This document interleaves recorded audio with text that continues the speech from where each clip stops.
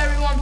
We're gonna, welcome to the channel, by the way. This is our first video, and we're both super excited because, we are into a lot of stuff, and we're hoping that there's some people who are into some of the stuff we're into. Today, we're gonna be focusing on one of our main hobbies. Let's get up here, man. Which is Dungeons and Dragons and role-playing in general. So, we live in Cambridge, and specifically in Inman Square. So if you know Inman Square, it's right next to Central Square, and we're going down to Pandemonium. That's the nearest hobby shop that's in Central Square.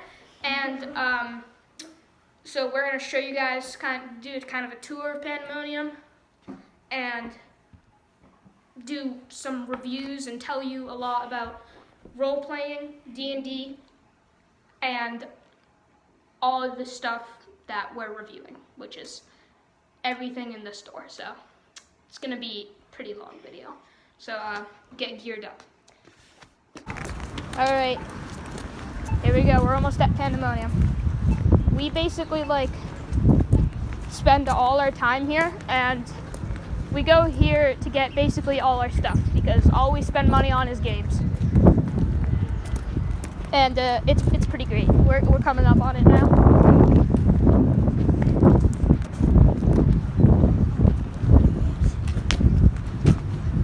So alright, this is it. It's on Central Square in Cambridge. It's the greatest. This is where you should definitely go to get all your stuff for role-playing games and everything.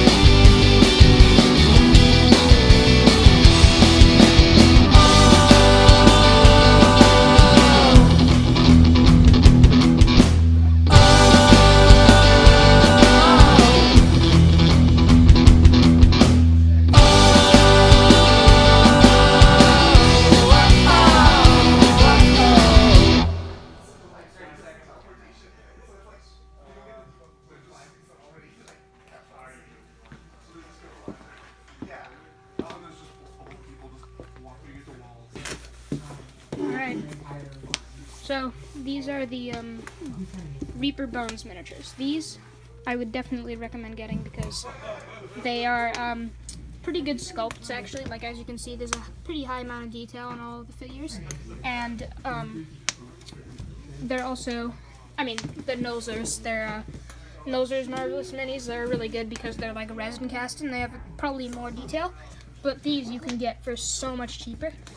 Like this is $3 for this skeleton warrior guy. That's not too bad actually.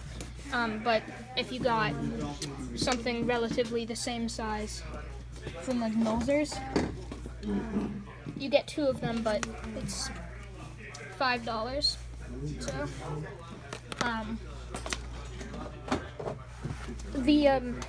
I guess you're kind of getting more for less, but it's, in my opinion, I never would use two of the same adventurer miniature, so, and that's what most of the 2-packs are, just adventurers. So what I would recommend is just using the Reaper Bones because you can get 1 pack of a really cheap miniature and not a bad sculpt. So yeah. All right, so these are the paints. Now, I'm Dungeon Master, but I also paint, and buy most of our miniatures. I paint all of them. I buy some of them. So I've got the pack that on Amazon you can get a pack of Army Painter miniatures, and that is $95, which sounds expensive, but you end up getting like 50 paints, and it's just an awesome deal. You get metallics, you get shades, but the thing about Citadels, they're just so much nicer quality, and you get more, but one of this size packs, which is, I mean, it'll last you a while, but they're pretty small, but you can get one of those, but they're super expensive. They're like $5 each. So the way they organize it with Citadel miniatures is they have, so if you can see, under like each label, there is a little layer of a color. So red means it's a base coat. So you would use this to kind of paint a base coat to put a layer down before you paint on top of it. And then here, this is this right here is a layer, which means you might dry brush it on, you might use it to highlight something. So that's all the blue ones. Then down here, this green, this is called a shade. This is a really, really watered down paint, which it's pretty easy to make at home, so I almost never buy these super big bottles from Citadel. These are super, super useful because some people can actually like paint inside the crevices of the miniatures with like really tiny brushes and make it look like a shadow super well. But with a shade, it makes it so much easier. You paint it on the entire thing, and it seeps into all the nooks and crannies of the miniature, and it makes it look like shadows, and it looks so good. I'll show you pictures of, or maybe some film of some miniatures that I've painted, and I'll point out all the different components of it, and the shade just ties it all together and makes it so good. So this is, it just says dry, but that is short for dry brush. That is, what you do is you take like a super dry brush and you dab it on like something dry, and you might and then you put it on top of a layer. You basically take a lighter version of the base coat and you put it on top of the base coat with a really dry brush, and that ends up highlighting it, and on top of the shade it looks really good because with the shade, the base coat, and the dry brush you have 3 layers of one color, and that makes it look like super, super good. So then we have here, this is called a texture. This is what you paint on. This is only, I'm pretty sure only Citadel makes this. On my Army Painter paints, it doesn't, they don't have textures.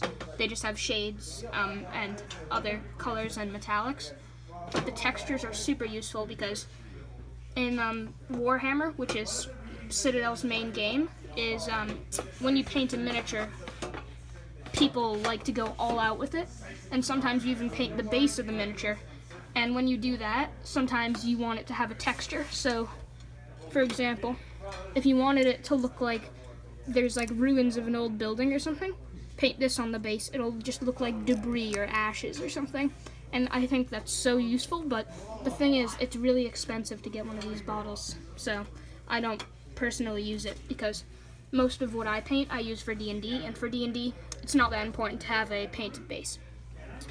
So here we have some more dry brushing colors, which honestly you can just use a base coat color and dry brush it. It's the same paint, it's just the dry brushes tend to be lighter paints. So the glaze, I have to admit, I don't really know what a glaze is. I think it's if you want something to look really shiny but not metallic. But honestly, I almost never use Citadel paints. Like I said, I just use my Army Painter paints, and they don't include anything except for a shade, metallics, and regular paints. So I'm pretty sure that they are to make something look glossy but not metallic. I could be wrong, so don't quote me on that. Red dot. Technical. So these are something that these are paints that are specific to a certain kind of miniature. As you'll notice, some of the names are Lamian medium, so you can probably tell Lamian isn't just like a normal word in the English language. It's actually like a race inside one of the role-playing games. So we have like Typhus, Nalaki. Sorry, I'm probably pronouncing most of these wrong because, like I said, I don't play Warhammer. Blood for the Blood God. Like, these are all specific for a certain kind of miniature, and that's why they're called technical. Edge. This is another thing. I don't really know what they're for. I'll make a wild, just a guess that it might be for highlights. Highlights you use, it's a really, really bright version of the color, right where the light, so like a shade, goes in all the crevices. The highlight is almost the opposite, where you paint it on all the edges, and it makes it kind of look like the light is hitting it and kind of reflecting off. So, super, super useful. Then... let's see, this is air. Honestly, I don't know what most of this is because I don't play Warhammer or paint with Citadel paints. And air, I think, is just supposed to be a really, really, like... I'm not even going to try to guess that one, sorry about that. You can probably just look it up on Google and you'll get a bunch of answers. A base, this is... I already explained this one, but this is just a different shelf of base coats. This is a layer that you might use to layer, say you're painting a lizard folk warrior. So a lizard folk, they typically have a white chest and the rest of them is like green scales. So what you might do is paint a layer on the white part, and that'll kind of tie it in with the green but still let it be kind of a different color, and it won't, like, the green won't seep through and stuff. So it's basically just kind of, if I had to guess, it's kind of just a thicker paint, but again, I really don't know. And I think the rest of these are ones we already went over, like layer, shade, and text, like one texture. So those are all the paints. However, the Citadel and Game Workshops, they make a bunch of things like this, which are, so, what you might call a crafting DM. That's a dungeon master who dungeon masters for their player, and also builds terrain and miniatures and paints things.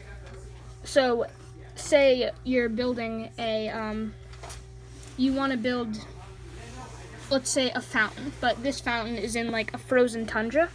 You might put like some tacky glue on and sprinkle this snow texture on, and it'll make it look like snow. Here's the example. It kind of just looks like that. And you might put it on a miniature base if you play Warhammer, or you might put it on terrain if you want it to look like it's snowing. This, I just realized what this is. It's like a bottle of this liquid that's made specifically to speed up drying time of glue. So that can be really useful. I don't use it personally because I feel like I mostly use super glue and hot glue, and both of those dry fairly quickly. This is a pack also made by Game Workshops that is just bases, so that can be really useful. I already have a massive collection of bases, so I'm not in need of this. These are some brushes that are made by Game Workshop, specifically made for dry brushing. I think most of these are for dry brushing and layers. This one's like a huge dry brushing thing, maybe used for some sort of like battleship or terrain or something massive you're painting. This stuff I haven't used, but I've seen videos of people using it. If you want to see a really good video that I watched on this stuff, there's a video called Black Magic by Black Magic Craft. It's super, super useful. I'll put a link to it in the description. So green stuff, this is liquid green stuff, so it's fairly different, but typical green stuff is, it's like clay material that when it hardens, it turns into basically just plastic, and you can add on to a miniature or build your own miniature, and I think that's super cool. Glitter. So this is liquid green stuff, so you might use it to fill, say, your miniature cracks and you glue something back on, but there's a big gap where you glued it. You fill it in with green stuff and it just looks like part of the miniature. So super, super handy. I personally don't use it because I'm not making stuff as much as I'm painting.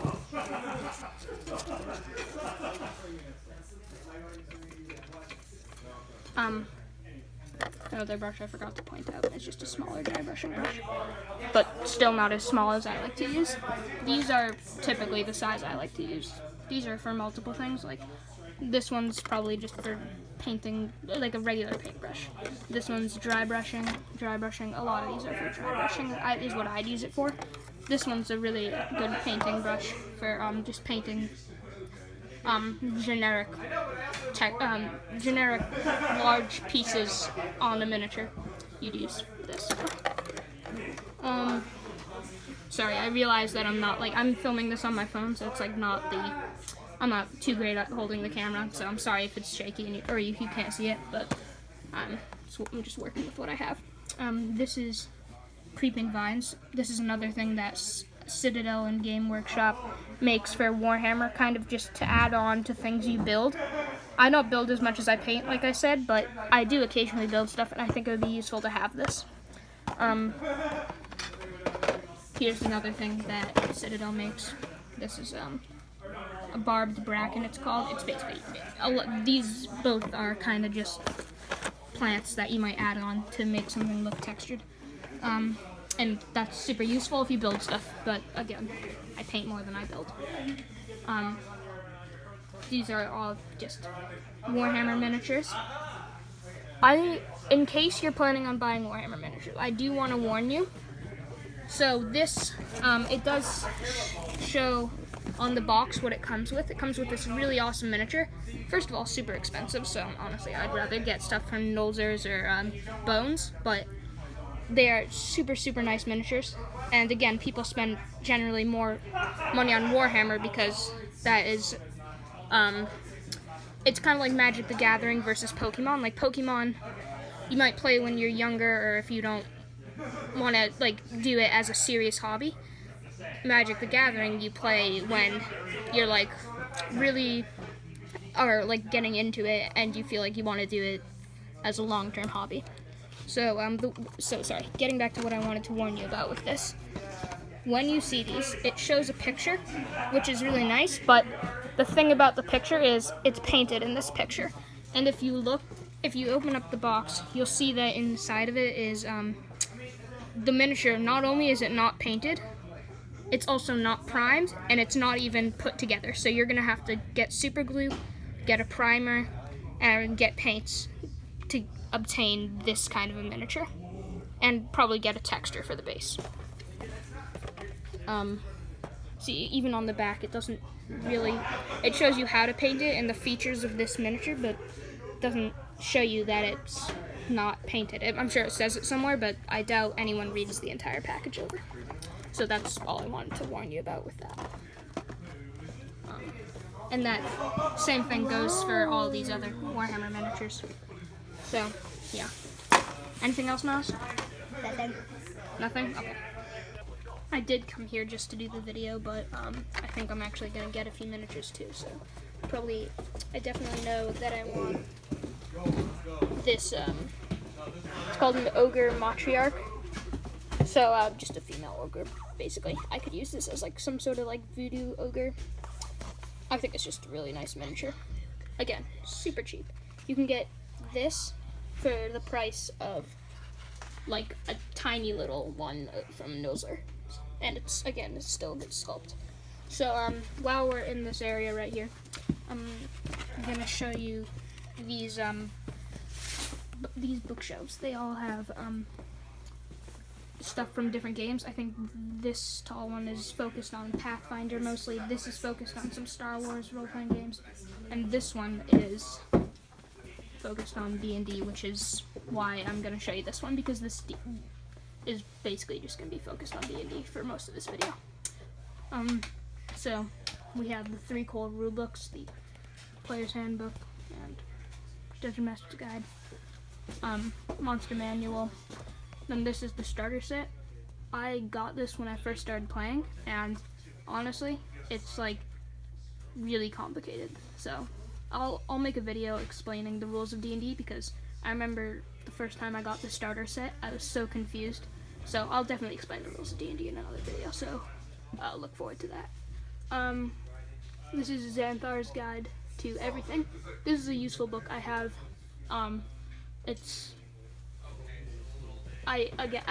only get this book if you're like really committed to D&D. It can be useful, but not if you're just a starting player. So these are Waterdeep Dragon Heist. These are, I think it's either an adventure itself, which you can just buy adventures if you don't have enough time to make your own. I think it's so fun to make your own though. I make my own. This is either an adventure or a adventure setting. You can get both in book form.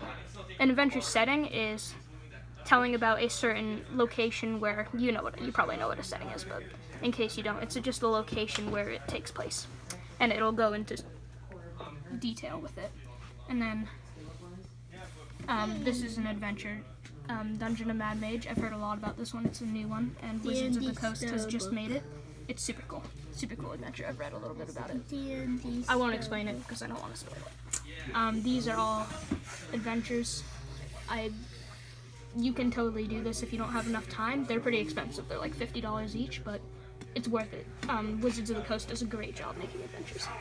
This is Xanthar's Guide to Everything. I already explained it. Guildmaster's Guide to Ravnica dice set. Be careful to read the word dice. You might think it's Guildmaster's Guide to Ravnica. No, this is Guildmaster's Guide to Ravnica. This is a dice set, so don't get this thinking it's Guildmaster's Guide to Ravnica. Guildmaster's Guide to Ravnica. This is an adventure setting.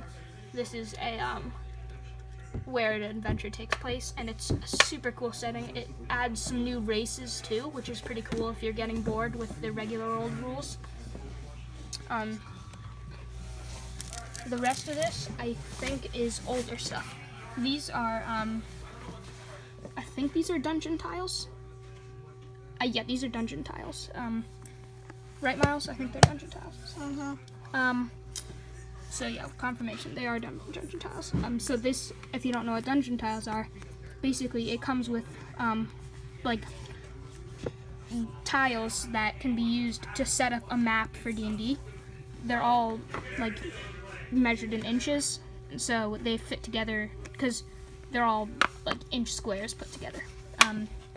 I'll do another video reviewing these. I have a pack of these. This is not even for D&D, or maybe it is. Maybe you could use it, but I see the gun and I'm thinking not D&D. This is not for D&D again, not for D&D, not for D&D. So I think the rest of this is not for D&D. But here, this is monster cards. These are, maybe it's tedious to come up with every monster you want for your encounter. So what you do, buy monster cards. You shuffle them up, and you're thinking, the players have been on this long journey that's getting boring, and I don't really know what to do because I can't just keep describing their journey. I find these really, I don't have them, but I think they'd be really useful because you could just draw one of these cards, and it's like, oh, okay, they encounter whatever this beast is. Sorry, one of you probably knows who's watching this, but I don't. These are more monster cards. So some of these are for different settings too. So there might be some for the jungle or the Bifrost or some like sovereign something. These are spellbook cards. Again, it'll just tell you kind of everything about a spell, and if you have a really high level wizard or you have a beholder or something that casts a lot of spells, just draw a card and see what spell it casts. Spellbook cards. So a lot of these, so this is focused on races from the Xanthar's Guide to Everything. This is for a cleric, so this will tell you cleric spells, druid spells, and so on with the rest of these. These are, for martial powers and races. Arcane spellbook cards. So these are magic item cards.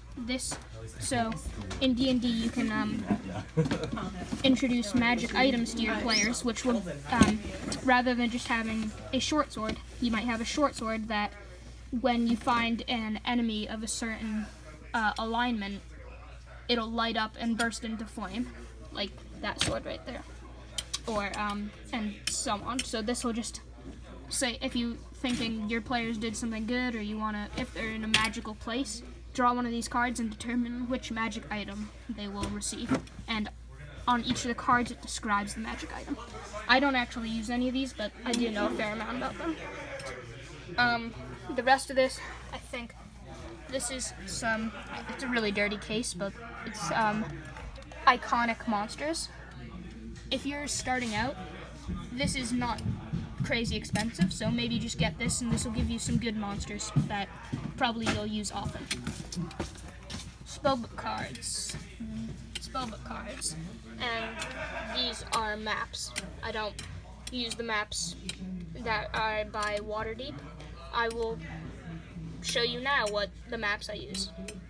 Ta-da! I use these maps right here. So I actually, this massive map, okay? I don't use this one. This one's way too big, probably doesn't fit on a single table that I have to my name. And it's $40. They don't actually right now have in stock one of the smaller maps, but I do have one at my house that I can show you. They're super useful. I definitely recommend getting one of these. It's by ChessX. I'll just flash some information. Pause the video now if you want to find out more. Price. More stuff about it. But they're pretty simple. They're just vinyl mats that are, if you draw on them, that you can erase on it. So, and then right here they have, this is, again, like, they don't have this at every store, but at Pandemonium, which, again, I'll remind you is in Cambridge in Central Square. It's pretty easy to find, but you can just look it up on Google Maps.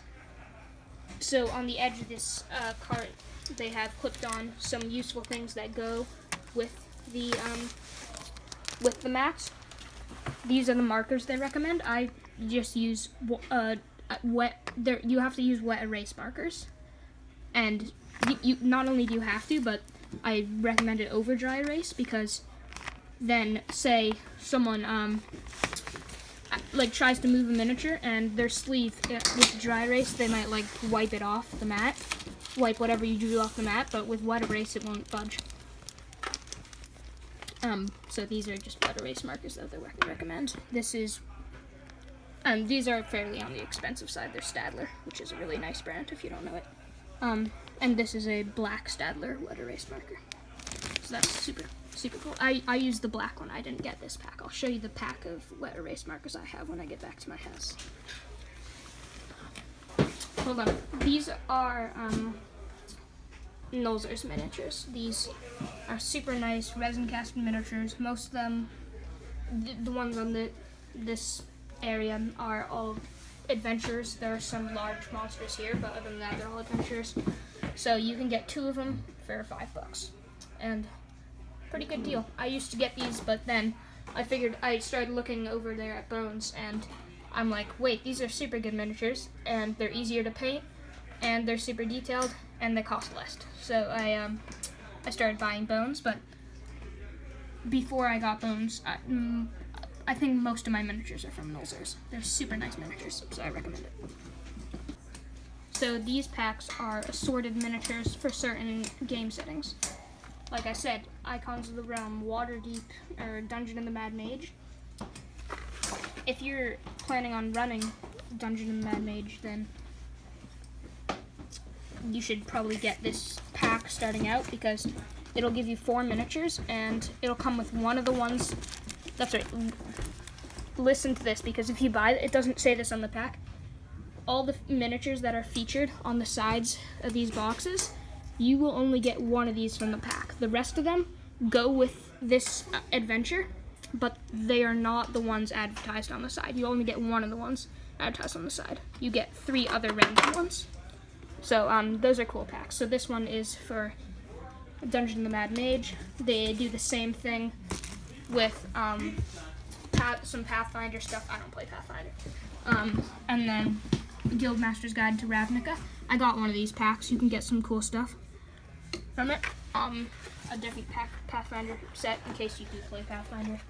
And they used to have, I forget what it was called. It It might have just been a Icons of the Realm monster pack, but they had a similar one to these. But it was for just random monsters, and so I got like 3 of those packs over time, and it comes with 4 miniatures, and I totally recommend it.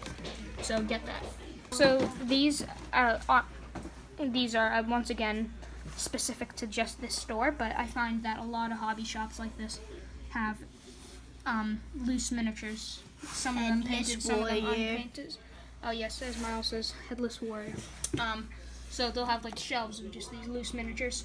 Some of them are pretty cheap, like these guys, $2. Get one of these. This one is not. Badly painted loose miniatures. And this one is not. This one's $10, which is way more than you should be paying for any miniature at all, in my opinion. Some of them are worth $10, but that is not. This is a Quindrone, I think.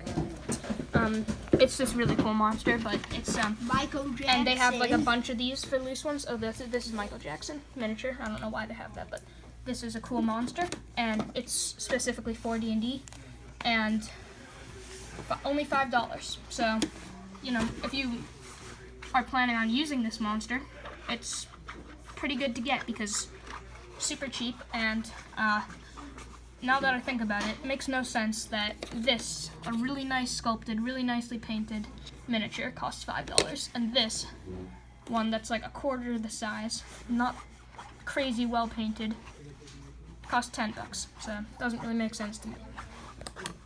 I've also decided to get these miniatures because they're Goblin Honor Guards. I think they're pretty silly. Like there's these 2 goblins wrestling over a flag, and one of them's carrying like this giant barrel on their back, and one of them's like holding another goblin on its back. You can't see that one too clearly, but only for $7 you can get these 3 really cool miniatures.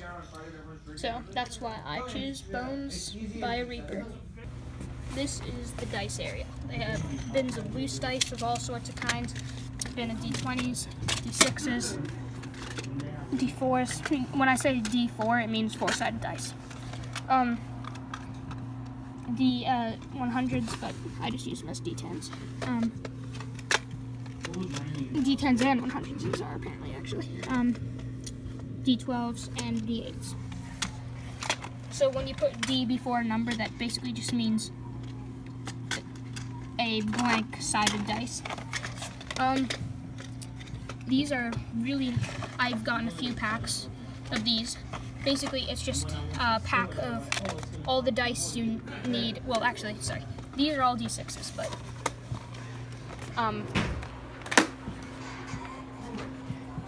right here is for D&D, you use these 6 dice, and these are just packs of all the different dice you need, and they fit the same theme. Alright, so that's Pandemonium.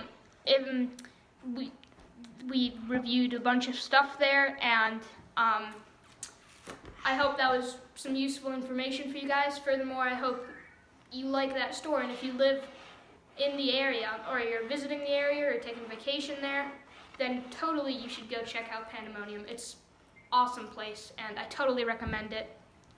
Next video will be showing you some of the painted miniatures we have. Alright, get excited for that. See you soon.